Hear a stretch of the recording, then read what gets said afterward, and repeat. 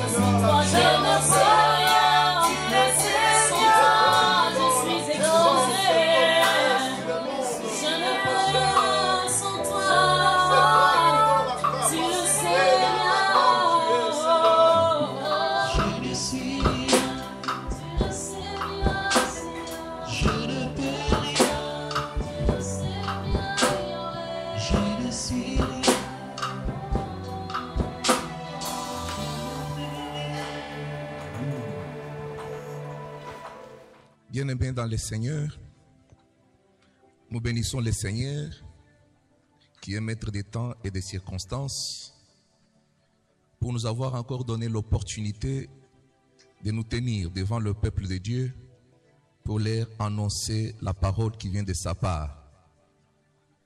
Nous n'avons pas de mérite, mais c'est une grâce particulière que nous avons obtenue de la part du Seigneur pour qu'à un moment comme celui-ci, nous puissions être disposés à pouvoir donner la nourriture spirituelle aux enfants de Dieu. Ce matin, nous devons encore, comme d'habitude, partager sur un thème qui est contenu dans le livre de Matthieu, chapitre 10, verset 16. Jésus, s'adressant à ses disciples, il leur dit ceci: je vous envoie comme de brebis parmi les loups. Soyez prudents comme des serpents et simples comme des colombes. Vous savez, chers enfants de Dieu, que chaque parole qui est sortie dans la bouche du Seigneur, je vais même exagérer pour dire chaque mot qui est sorti dans la bouche du Seigneur contient de milliers et de milliers d'enseignements. Ce matin donc, nous voudrons parler sur la prudence. Jésus s'adressant à ses disciples, il leur dit: je vous envoie comme deux brebis parmi les loups, soyez prudents comme deux serpents. La première des choses que nous devons analyser, nous devons savoir que les loups n'ont pas commerce avec les brebis. Nous dirons même que les brebis sont les proies préférées des loups. Mais Jésus, connaissant bien la méchanceté des loups, il envoie ses disciples là où il y a les loups et il leur dit: parmi ces multitudes de loups, gardez une qualité, et la qualité que vous devez garder, c'est la prudence. Et il ne leur montre pas n'importe quelle prudence, il prend également l'image d'un reptile très rusé, qui est le serpent. Il dit: regardez le serpent et imitez la prudence du serpent. Posons-nous d'abord la question: en quoi consiste la prudence du serpent? Le serpent, malgré la force de sa morsure,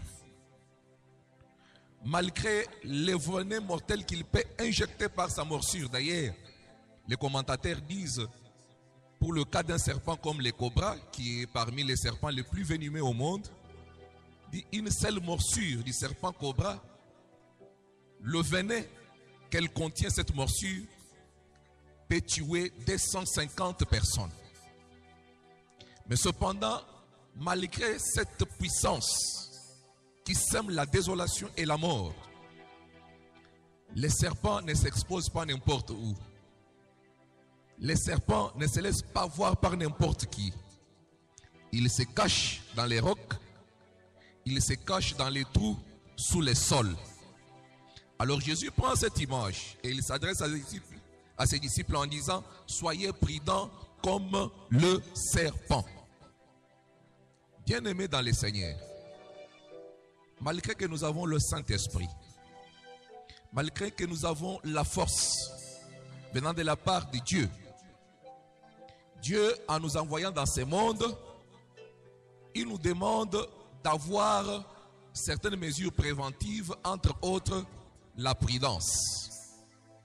La prudence, parlons-en un peu. La prudence, c'est quoi au juste? Lorsque nous regardons le mot prudence, il y a une définition qui est donnée par les dictionnaires français, mais il y a également certaines explications qui sont données par la parole de Dieu. Les dictionnaires français définissent le mot prudence comme l'attitude d'un esprit qui, réfléchissant à la portée et aux conséquences plutôt de ses actes, prend des dispositions pour éviter les fautes, prend des dispositions pour éviter les erreurs, prend des dispositions pour éviter les dangers possibles. Mais c'est également un esprit qui s'abstient de tout ce qu'il croit connaître comme source de dommages. C'est un esprit qui prend des précautions pour éviter les erreurs que les gens commettent. Ça, c'est le dictionnaire français. Mais quand vous allez dans la Bible,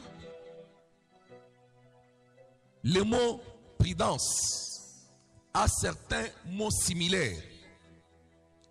Le mot prudence peut être assimilé au mot sagesse. Le mot prudence peut être assimilé au mot prévoyance. Qui est un homme prudent selon la Bible? Un homme prudent, c'est un homme sage.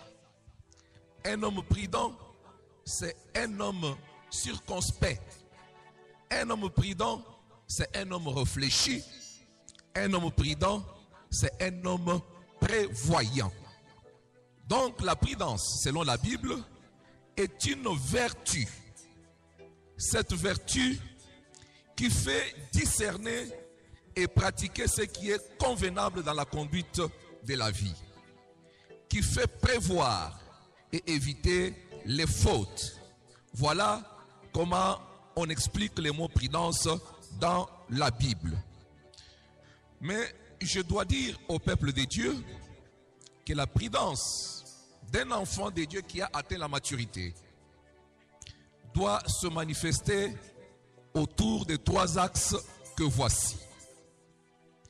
Chaque enfant de Dieu qui a déjà atteint la maturité a le devoir de contrôler, de réfléchir sur les conséquences des paroles qu'il prononce, sur les conséquences des actes qu'il pose et les répercussions sur sa propre vie d'abord. Parce qu'il y a beaucoup de personnes qui se retrouvent aujourd'hui être victimes des paroles qui sont sorties de leur propre bouche, qui se retrouvent être victimes des actes qu'ils ont eux-mêmes posés. Alors, le premier axe sur lequel la prudence doit se manifester, c'est donc le contrôle et la réflexion profonde sur les conséquences des paroles que vous prononcez dans votre bouche et sur les actes que vous posez dans votre vie. Le deuxième aspect sous lequel la prudence d'un chrétien mature doit se manifester, c'est également le contrôle. C'est également la réflexion profonde sur les paroles qu'il prononce, sur les actes qu'il pose et les retombées dans son entourage immédiat. C'est-à-dire une anticipation. Il doit déjà déduire et savoir qu'est-ce que ses interlocuteurs vont avoir comme réaction suite aux paroles qui sont sorties de sa bouche, suite aux actes qu'il a posés. Quand quelqu'un réfléchit déjà de cette manière, nous voyons que c'est un enfant de Dieu mature, un enfant de Dieu prudent selon la Bible.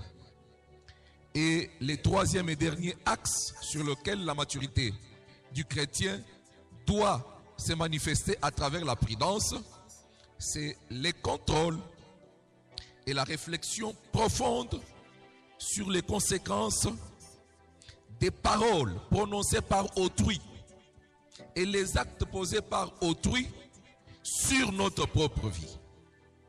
Nous vivons dans un monde où les gens se cachent derrière les paroles. Nous vivons dans un monde où les gens utilisent des paroles énigmatiques. Nous vivons dans un monde où les actes posés par d'autres personnes ont des conséquences même sur notre propre vie. Alors la prudence doit se manifester également dans ces domaines C'est-à-dire, le troisième axe, nous devons réfléchir, nous devons contrôler les conséquences des paroles prononcées par autrui et les actes posés par autrui, voir quelles sont les retombées que cela peut avoir sur notre propre vie. Bien-aimés dans le Seigneur, la prudence selon la parole de Dieu consiste d'abord essentiellement dans le respect ou l'obéissance à la parole de Dieu. Quand nous lisons le livre de Matthieu, chapitre 7, verset 24 jusqu'à 25, Jésus s'adressant à ses disciples, il leur dit ceci: celui qui entend la parole que je dis et qui le met en pratique est semblable à un homme prudent qui a bâti sa maison sur les rocs. La pluie est tombée, les torrents sont venus, les vents ont soufflé contre cette maison, mais elle n'est pas tombée parce qu'elle est bâtie sur les rocs. Vous comprenez donc que la prudence concerne d'abord essentiellement dans l'observation de la parole de Dieu. Toute personne qui observe la parole de Dieu est une personne prudente. En dehors de la parole de Dieu, il existe la prudence à la manière du monde. Mais ici, nous expliquons la prudence par rapport à la Bible. Pour être appelé par Dieu que vous êtes un homme prudent, la première des choses, c'est donc l'obéissance et l'observation de la parole de Dieu. La deuxième manière d'observer également la prudence, c'est aussi le fait d'avoir la connaissance sur le temps prophétique que nous traversons. Quelqu'un qui dit qu'il est prudent, mais qui ne connaît pas le temps prophétique, c'est quelqu'un qui vit dans la distraction. La Bible dit dans Proverbe 22, verset 3, si je ne me trompe pas. La Bible dit, un homme prudent voit le mal de loin et il se cache. La connaissance du temps prophétique est indispensable dans ces domaines-là parce que nous nous cachons dans la parole de Dieu, sachant bien qu'il y a la souffrance, qu'il y a le malheur, qu'il y a la tribulation, qu'il y a la grande tribulation qui vont s'abattre sur ce monde d'un moment à l'autre. Alors, parce que nous avons la connaissance du temps prophétique, parce que nous savons que nous traversons le temps de la fin et que nous sommes à la fin du temps de la fin, nous savons comment avoir un comportement conséquent. Nous ajustons notre comportement par rapport à cette connaissance. Et la troisième manière sous laquelle la prudence doit également se manifester dans la vie d'une personne, c'est le fait de connaître les comportements ou la mentalité de gens de votre génération. Quand vous allez lire le deuxième épître de Timothée, son troisième chapitre, du premier verset jusqu'au 5e, la Bible est en train de donner une liste des comportements qui vont caractériser le genre au temps de la fin. On parle de la rébellion des enfants vis-à-vis de leurs parents. On parle des gens qui seront orgueilleux, qui seront fanfarons, qui seront cruels, qui aimeront l'argent plus que Dieu, qui aimeront le plaisir plus que Dieu. Un homme prudent, c'est un homme qui connaît également la mentalité, qui connaît également les comportements des gens de son époque, qui connaît la réaction de ses contemporains. Cette connaissance requiert vraiment la connaissance de l'homme et des esprits qui animent l'homme. Pourquoi? C'est pour ne pas être victime. C'est pour ne pas aller de déception en déception. C'est également pour avoir un comportement conséquent en face des gens avec lesquels vous vivez. Je vais maintenant donner quelques conseils pratiques pour rester prudent dans la vie. Vous savez, dans la vie, l'homme est appelé à vivre en société. Nous naissons tous différents, les uns vis-à-vis des autres. Nous n'avons pas reçu la même éducation. Nous n'avons pas tous la même foi. Et même si nous avons la même foi, vous verrez toujours qu'il y a des petites différences parmi nous. Alors, il y a quelques conseils pratiques qu'il faut observer pour rester prudent dans la vie. Le premier conseil que vous devez savoir que je dois vous prodiguer ce matin, c'est le suivant. Il faut savoir que dans la vie, quand votre ami devient votre ennemi, vous devez doubler de prudence. C'est une personne qui connaît vos points forts. C'est une personne qui connaît également vos points faibles. Il est en mesure de faire l'imparable dans votre vie. Alors quand vous avez un ami qui devient votre ennemi, il vous appartient de doubler de prudence, c'est-à-dire être prudent 2 fois. Un autre conseil est le suivant. Quand votre ennemi devient aussi votre ami, et la Bible nous dit que nous devons prier pour nos ennemis. Nous devons faire du bien à ceux qui nous haïssent. Mais la Bible ne nous dit pas que nous allons changer leur nature. Ils demeurent nos ennemis malgré que nous les aimons. Alors ne confondez pas l'amour avec la naïveté. Nous allons les aimer tout en restant vigilants. Sinon vous risquez de tomber victime de votre amour. Alors quand votre ennemi devient votre ami, doublez encore de prudence. Parce que vous ne savez pas pourquoi il vient chercher la paix avec vous. Peut-être c'est pour vous éliminer. Peut-être c'est pour vous faire du mal. Vous acceptez de faire la paix, c'est bien. C'est biblique, c'est la parole de Dieu. Mais restez sur vos gardes. Soyez prudents. Le 3e conseil pratique. Quand votre ami devient l'ami de votre ennemi, faites encore attention. Je peux même vous dire qu'il faut tripler la prudence. Pourquoi? Parce que la connaissance qu'il a de vous et son intelligence associée à celui de votre ennemi, il risque de causer votre perte. Le 4e conseil pratique. Lorsque Dieu vous bénit avec des moyens financiers ou matériels, ou lorsque vous êtes élevé en dignité, sachez bien que 90% des gens qui sont autour de vous sont là pour leurs intérêts. Ils ne vous suivent pas par amour, mais ils vous suivent parce qu'ils ont besoin de soutirer quelque chose chez vous. Je prends l'exemple de la foule qui suivait Jésus. Jésus s'adressant à la foule un jour, il leur dit, vous ne me suivez pas pour la parole de Dieu. Vous me suivez parce que vous avez mangé le pain et les poissons et que vous avez été rassasiés. Donc il y a des gens qui nous suivront, non pas parce qu'ils nous aiment, mais qui vont nous suivre parce qu'ils veulent tirer l'intérêt dans ce que Dieu nous a donné. Sachez bien que 9% des gens qui seront derrière vous seront des gens qui vont vous suivre pour vous étudier, pour vous connaître en profondeur afin de pouvoir vous détruire par la suite. C'est le cas des scribes et des pharisiens qui parfois écoutaient les enseignements de Jésus, mais ils cherchaient par quel moyen l'avoir par ses propres paroles. Ils n'étaient pas là pour le royaume des cieux. Ils ne les suivaient pas par amour de la parole de Dieu, mais ils suivaient Jésus parce qu'ils voulaient lui tendre un piège. 1% des gens qui vous suivront sont des gens qui vous suivront pour vous aider. L'exemple des apôtres de Jésus. Mais ces pourcentages sont donnés et d'une manière aléatoire. Toute proportion gardée, on peut toujours les modifier. Mais nous donnons tout simplement pour vous dire que la plus grande partie des gens qui vous suivront, ils vous suivront pour avoir leur intérêt. Et la deuxième partie, moins importante que la première, sera derrière vous pour vous connaître, vous étudier, savoir vos faiblesses, connaître là où vous tirez votre force afin de bien vouloir vous combattre. Et il n'y a qu'une infirme minorité des gens qui vous suivront pour vous aider dans votre vision.